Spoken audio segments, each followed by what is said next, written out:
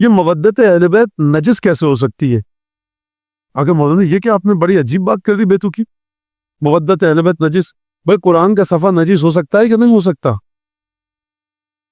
امام رضا اسلام کے حرم میں کوئی بچہ جا کر نجس کر سکتا ہے بیچارہ بے اختیار یا نہیں؟ خدام بھاگتے ہوئے آتے روکتے اس جگہ کارڈن آف کرتے اور پھر ہو سکتا ہے نا، ہر پاک چیز نجس ہو سکتی، حقیقت نجس نہیں ہو سکتی، اس کی ظاہر تو نجس ہو سکتی۔ محبت اہل بیت کیسے نجس ہوگی؟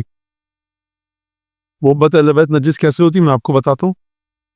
بھائی بولو یہ کیا بات، بھائی زمزم ہے، زمزم کا پانی، کوئی بچہ پیشاب میں ہاتھ لگایا انگلی ڈبو دے، اب آپ اس زمزم کے پانی کے کائنات میں جس کے پاس بھی چلے آئیے، یہ ہے زمزم لیکن نجس ہے، پی نہیں سکتے، وضو بھی نہیں کر سکتے، نہ پاک کر سکتا ہے، اس کو گملے میں کیاری میں ڈال دیجیے۔ محبت اہل بیت کیسے نجس ہوگی؟ محبت اہل بیت ایسے نجس ہوگی، لا تجد قوما یوادون، لا تجد قوما یؤمنون باللہ والیوم الآخر یوادون من حد اللہ ورسولہ۔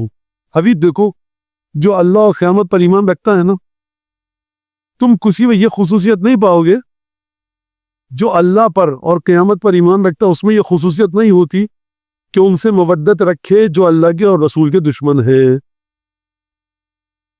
یہ مودت اہل بیت نجس کیسے ہو سکتی کہ اللہ اور رسول کے دشمن کا رتی برابر بھی مودت آئی، مودت ہو گئی نجس؟ بولنا یہ کیسے؟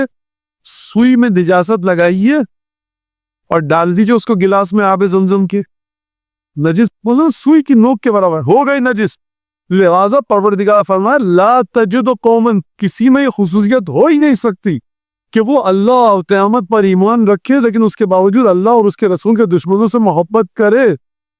لہذا سورہ احزاب میں پروردگار کیا فرما رہے؟ الذین یؤذون اللہ ورسولہ، جو اللہ اور اس کے رسول کو اذیت دیتے ہیں، لعنہم اللہ فی الدنیا والآخرہ، اللہ نے دنیا میں بھی ان پر لعنت بھیجی ہے اور آخرت میں بھی وَأَعَدَّ لَهُمْ عَذَابًا، اور ان کے لیے بڑا دردناک ذلیل کرنے والا عذاب رکھا ہے۔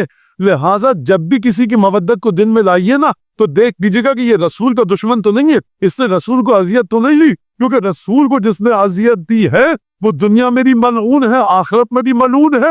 ملعون کی محبت مرحوم کی محبت کے ساتھ جمع نہیں ہو سکتی، اور جب جمع نہیں ہو سکتی تو بھی لم شاء یتخذ الی ربہ سبیلا، آپ رسول خدا کو مودت دینے، یا رسول اللہ یہ دیکھیے ہمارے دل میں آپ کی آج کی مودت ہے، رسول خدا ایک دفعہ دیکھیں گے کہیں گے اس میں یہ نجاست ہے دکھتی ہے کچھ مجھے، یہ کیا ہے رسول اللہ، اس کو چھوڑیے، اچھے لوگ تو نماز وغیرہ پڑھتے تھے، رسول خدا یہ جواب دیں گے، میں کہہ رہا ہوں دیں گے، ہو سکتا ہے کہ تمہاری سمجھ میں یہی بات نہیں آئی اتنی موٹی کہ ہمارے دشمن کو ہمارے بچوں کے ساتھ رکھ رہے ہو، جو نے ہمارے بچوں کو اذیت دی، جنہوں ہم کو اذیت دی، ان کو ساتھ رکھ کر اللہ تک کے رستے پہ جانا چاہتے ہو، کیا بات کر رہے ہو تو؟